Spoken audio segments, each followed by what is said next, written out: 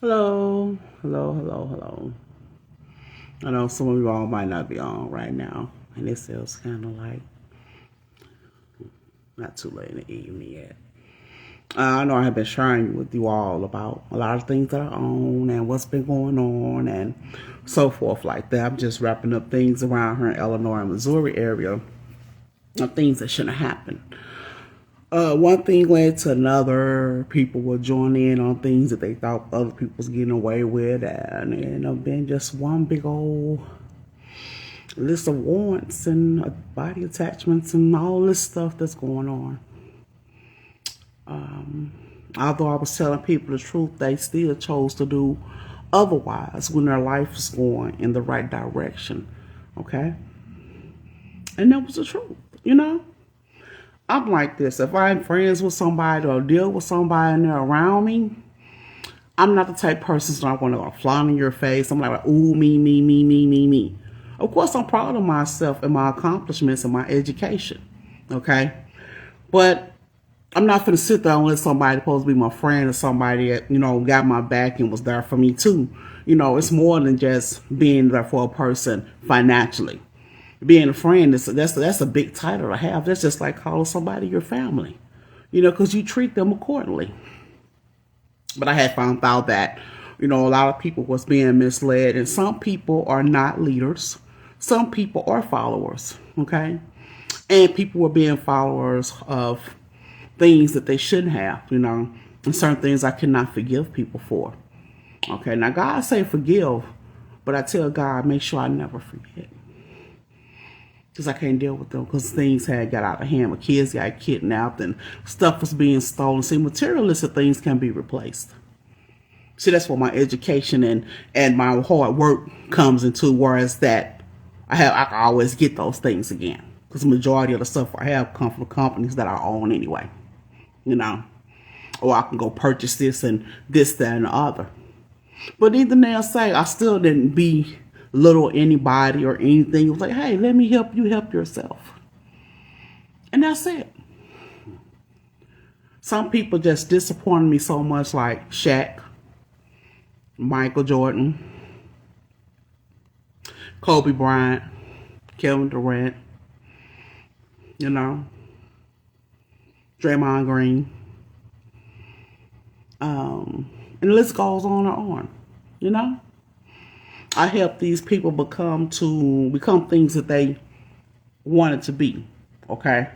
Some I pushed more than others, okay? Now, I do own my own NBA team. I've been an owner of Orlando Magic since the 80s, okay?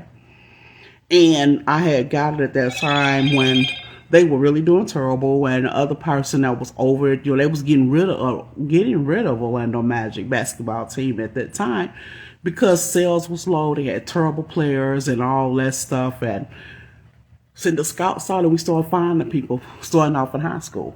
Actually, Jordan, his real name is Mike. His last name is not Jordan. I started calling him Jordan, okay? The name Jordan belongs to me, okay? Jordan, okay, Michael, he actually supposed to be playing for Orlando Magic, okay? Now, he knew I watched basketball all the time. I was always a fan of Chicago Bulls. I always was a fan. And then, I'm a fan of the Warriors, okay? And I have side court seats with the Warriors, okay? I have yet to use them. I had one guy, he had won the contest. I was having first class seats and in a hotel room and all this other stuff, But he chose to sell it. I was very disappointed, I said he could have just changed the dates, And it was one of the time they had made the playoffs, so he was really just disappointed, because he didn't know they was going to make the playoffs at that game that was, part of history, NBA history. So that's what was going on. As you see, I own numerous brands. My website, my personal website is the infamous ShondaWilliams.com. It lists some of the things that I own. As you know, like me owning Nike. I own Converse too. Okay. I own Puma, Under Armour. I own the line of like what hangs, everything that's up under hangs underwear. I just didn't put everything on there because a lot of things that I own have subdivisions within those companies. Okay, so I just list a few. Just like I own Disney, but you know what? I own the Disney Channel and the food, the restaurants, all this other. So I just don't list because it's just I own the subsidiaries of those companies. Okay, so I just list some of the main stuff. I even own Colgate toothpaste. Okay. I own Fabulosa and I own Lever 2000 and I'm just all into everything. Okay. And that's just me. I always have been a curious mind and I always want better. And with me having I have cancer, okay? I was born with cancer. I have the blood-borne ones that there's nothing can be done about it. Just take my medication or whatever and do what I have to do every day. So anyway, but I'm fine. I go through my spats, but overall I'm fine. Okay. So, me owning these companies end up expanding because people like my products, okay? My employers are calling me like, oh man, the sales are really going up. And like, I'm tell you what was a coincidence business. I had already owned Church's Chicken, Popeyes.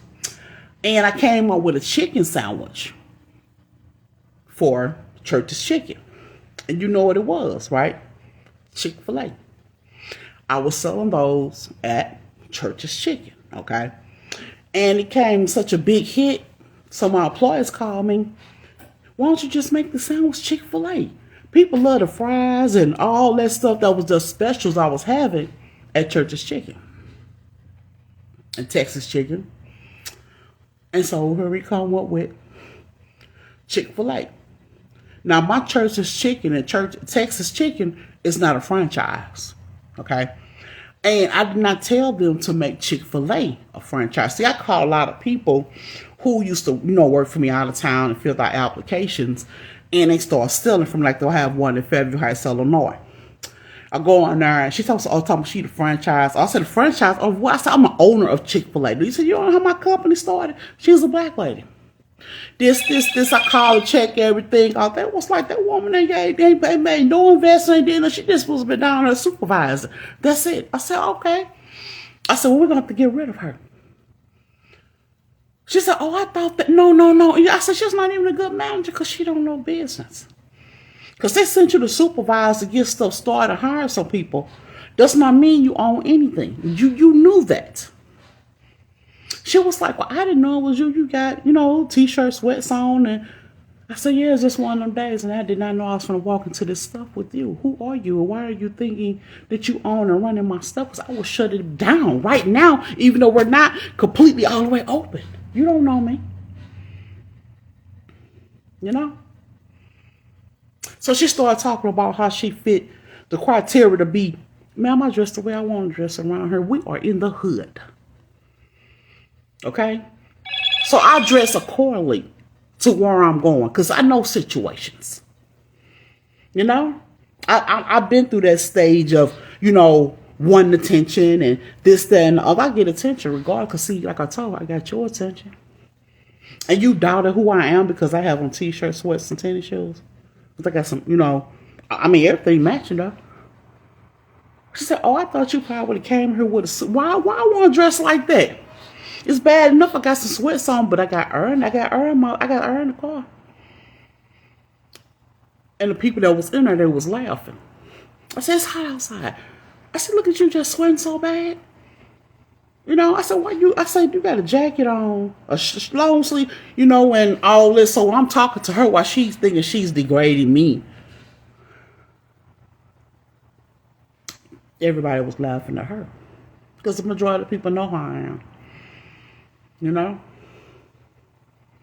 And me popping up there that day was a bit of a coincidence because I called. I said, is the store manager in? They was like, oh, she doing so you want to leave with me? I said, no, I'm on my way up there. I said, I'm on my way. I was just right down the street at one of my other businesses. And I got there that quick. She was like, she just called. I said, yeah, I was just right down the street at one of my other establishments. Right here in Fairview Heights, Illinois. I own a lot of stuff around here, particularly in the mall. I have numerous stores in the St. Paul Square. But I had to tell her my history, a little bit about me. And like I said, it was people I already customs, and it was like white, black, different races in there. And then like they telling her, do you know who you work for? Do you know her? I was like, no, she don't know me. And they knew she was trying to be on some slick stuff. Then before I said, well, you can remove yourself, you can go back to where where you're from, and I can handle this around here. I said there's plenty of other people that would love to work locally and be a manager, store manager, do ordering and payroll and all that. Oh no, she was trying to calm down. But at the same time, she started up the conversation with somebody else who she didn't know that would come back and tell what was going on. So then another call come from my corporate office, because I'm really corporate. But I get a call about, hey, she's on some mess. I said, let her go. Let her go. She's making comments. Look what she got on. What business of yours what I got on? How's that got something to do with you being employed by me? One time Steve Harvey had came to see me. I guess I'd be sick off and on. And I do what I do, He all talking about, why you be putting your hair in a ponytail and your hair pretty and all this stuff, because my hair was real long. He was like, I ain't finna work with a woman gonna be wearing a ponytail and wearing jeans and all this stuff. I said, first of all, what did you talk about, Steve Harvey? You ain't even got nothing to work with. Steve Harvey is not a real comedian. I'm sure y'all know that. When he first started off being a comedian, those jokes came from me. When they started back up, what's the name of that show in New York? Anyway, y'all don't talk about the talent show or whatever. You have to go up there, rub the wood and all that. I'm the one who opened that back up. That's even before Steve Harvey got on the scene. That's when I had hired the group Jodeci, and Boys to Men started off with me. So when they had special guests, that's why they was being on there a lot, to support the business there. They went in there, they cleaned up. I put central air in there, all types of. I fixed that building up. And see, Boys to Men and Jodeci them did what I asked them to do. So when things started getting slow, here comes Steve Harvey again to me. He want to be a host. He want to do this, but he's really not a stand-up comedy type of person. The jokes come from me. Same way with Cat Williams. Those my jokes. Kevin Hart, my jokes too. Because I have so many kids and all these different attitudes and way they think and all this stuff. It's comical. It's funny. If I tell you some things about my kids, just they tell you themselves, you will laugh too. Because I taught my kids to be thinkers. Speak your mind to mommy so I will know what's going on. Don't lie to me. I can't help you when you lie. I can help you when you tell the truth the best I can, because ain't nothing I can do with a lie. Because eventually you're going to have to tell the truth. And that's what I teach them. If you feel you don't want to share it right now, you let me know when you're ready to talk. But get yourself together, That's how I am with my kids. All 30 some of them, they know me. They know how their mommy is. But like I said, I got all these companies. I have loyal employees. I have another person whom I did not understand her attitude and all this and her fakeness during the whole situation. That was Ellen DeGeneres. I was just so disappointed in her. It didn't make any sense. She let a talk show go to her head as if she was running my company, Warner. So everything fine. You have to first. You don't have anything to say about anything that goes on in my company. And then she was inviting people on there that was lying about certain things that was going on. And they didn't have nothing to do with nothing, no investments, no nothing. And she knew the truth about certain stuff. But still in all, I did not tell her. She run nothing. You offered a show called Ellen DeGeneres. So because she could talk. She's a sort of a people person. You know, but she went too far. She went into my business. You see how I'm saying? Then I have to address another situation about somebody because this topic has came up numerous times. People were asking me, was I bisexual or gay and all that. I'm like, where y'all getting it from? And I know where it came from Cardi B, the rapper Cardi B. The music that Cardi B, majority of the rapper came from me. I've been in the industry for so long. I had my own. I started off when they were selling tapes, okay? And I used to do shows and perform, do all types of stuff. I was popular in the Midwest, okay? And so little time had them pass her get to the 2000s. And I had because I was trying to teach her how to rap and how to, because Cardi B really can't dance and nothing. So I was just be showing all this stuff. So as time was going a little different, she asked could she do my song. First she acted like she was trying to be on some bull crap. And my son Bruno was like, why you saying my mommy songs? I know my mama songs, because my son Bruno more. So she was trying to explain all this stuff. I said, we got to sign a contract. What's that?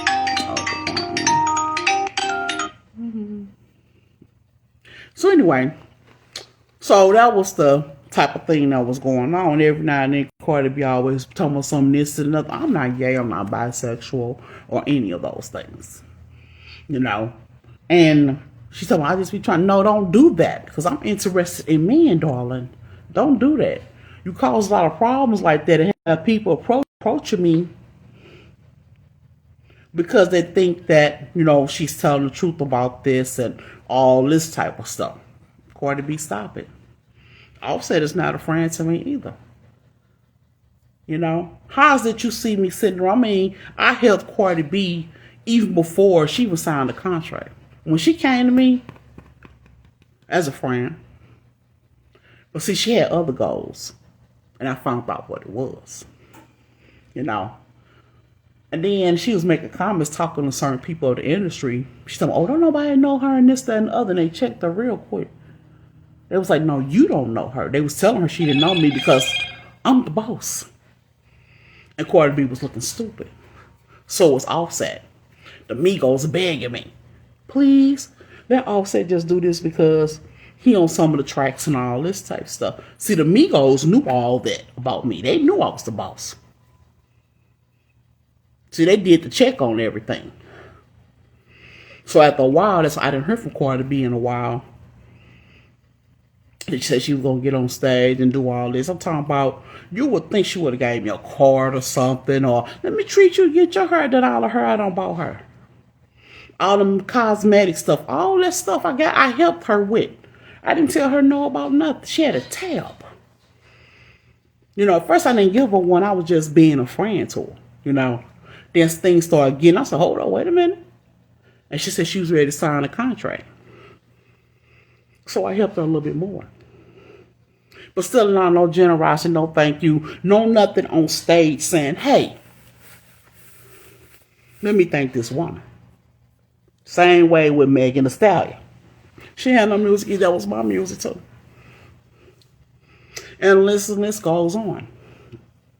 Now I can say one thing, I'll be so mad about New Edition. That was one of my boy groups too. And when they used to get interviews, Ryan and them, when they was doing them interviews, they used to bring up my name. I remember when I put them on BET for the first time. And it was when it was live.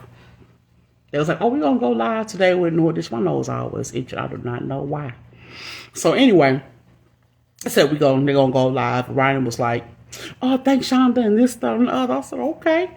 And the man that did the interview on Dustin that Don, Cornelius, not Don, whatever his name was, he was like, you don't have to mention her name and this, that, and the other. So Bobby Brown peeped it too. So he told his daddy. He said, Daddy, why every time we bring up her name? Because they told their mama, they family, Mike and Ricky, mama and them, they know. I'm the reason for their sons even making it. Okay? So here go B2K. Okay, they did an interview and they won their first interviews and they was going to the award show and all that. And Raz for all of them was bringing up my name. They was like, oh, if it weren't for Shonda and this, and that, they tried to cut it short. They said it live, but when they was showing it again, in like the history of them, they cut most of the stuff out that they were saying nice about me. So what was at that time? That's when we started realizing who was who. See, the people that interviewed them were not a big name people or anything like that. What they was doing was they was interviewing, being on the spots or whatever, and they would sell their segments to other popular brands. Like, hey, I seen such and so, we dare us get an interview, or you interested in it and make money off of it. See, I had to teach them that too. That's what used to be happening. So that's why they do now. When you see these award shows and all, like you see how the cameramen and all the reporters and everybody, how everybody is really situated like they used to be a long time ago, back in like the 50s and 60s, when you just see those big names on TV and stuff. And then what they do, have them on the sideline. Ain't nobody run up in their face no more. Now, if you see a cameraman and the mic right there, it's because the entertainer more than likely told them, like, hey, I told them they can get a person up on me. You know, you have to get permissions, you know. And that's how it go. That's how it go. So, anyway, I've been getting myself together. And I'm really to let's just like, you know, move on and keep on taking care of my business. I own so many hotels and all this stuff. That's what I'm wrapping up now. And it's easy to do because people never know how I purchased this or purchased that. I didn't have to take out any loans or anything like that. I always was the type to take care of business. You know, I was born into an entertainment family. My great-granny was part of the entertainment business, and my great-granny always looked out for me. Then I inherited Motown from another family member, and I went to school to be a doctor. I have a PhD. I have a doctorate. I have books and instructors and everybody that's teaching things that I done created. They're doing it in classes. So when Swiss and all of them was going to Harvard and all that, and everybody was, you know, taking business classes, they was calling me. Girl, they talking about you in class. You made the findings on this. And this, and that. I said, yeah. It was like, oh, you real? I was like, yeah. Told y'all the entertainment was just ended up being a backbone to me. But I went to school to be a physician. Ended up being part scientist. I ended up, you know, developing and trying certain things. Also, I'm an attorney. I went to school into law school. And I got selected because of justice and how I am. I'm a fair person. I'm not prejudiced. I look at the situations first and not the people. I look at the situations first to see what's going on. Then I get into the gender and the race and all that to see if that played a part and that was violence and situations happen to kids or whatever. I look at the crime first. And that's what you're supposed to do. Then you go into what led up to that moment. You know? But I appreciate you all buying things for me, believing in me. That's why I make sure I hold sales and discounts and all these things. I appreciate, you know. It had came one time I was thinking about selling some of my business, but won't nobody buy them because they say you do good with it yourself. Everybody looking like I got 30-some kids. That you let some of your kids run some or this, that, and the other. That's the type of stuff that people say to me. You know, we have a lot of people that's going to get fired and everything because of they were getting greedy on their end, making it seem like it was me and it wasn't me. See, I can go back. I know how to make prices lower. You know, we look at packaging and amount ounces and, you know, all this stuff plays a big part in dealing with the public. Because I said I could go back like it was, you know, our own Walmart and Sam's Club.